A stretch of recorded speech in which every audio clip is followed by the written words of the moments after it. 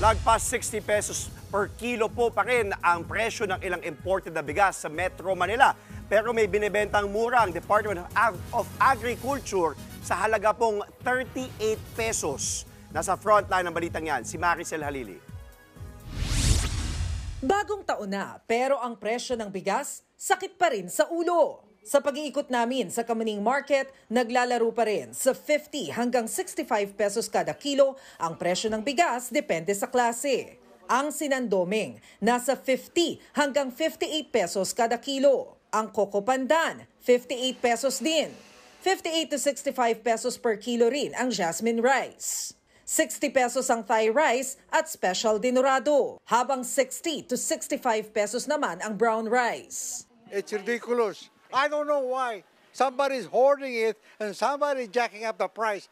The government has to control this. Una nang lumabas sa pagdinig sa Kamara kamakailan ang sinasabing sabuatan ng ilang rice cartels na nagmamanipula sa supply at presyo ng bigas para manatiling mataas ang presyo nito sa merkado. Itinanggi na ng malalaking rice importers at retailers group sa bansa ang akusasyon.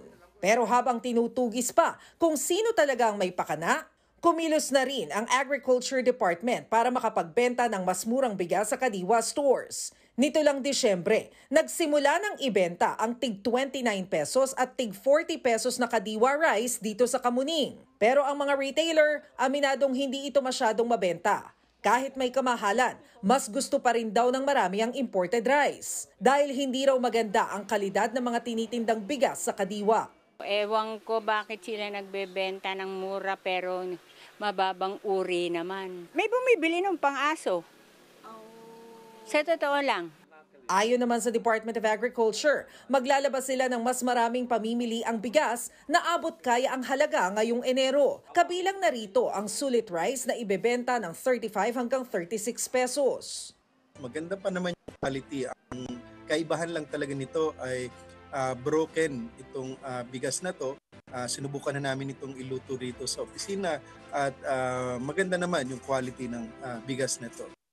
Meron din daw silang ilalako na Nutri Rice, 37 hanggang 38 pesos ang kilo. Ito naman daw yung uri ng bigas na nasa pagitan ng well-milled rice at brown rice, kaya mataas ang fiber content. Mabibili raw ang mga dekalidad na bigas na ito sa Kadiwa stores, ilang piling pamilihan at mga estasyon ng tren ngayong buwan. Nagbabalita mula sa Frontline, Maricel Halili, News 5.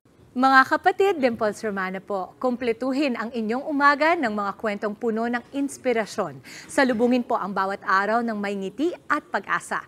Kaya't mag-subscribe na po at mag-follow na sa aming social media pages ng News 5.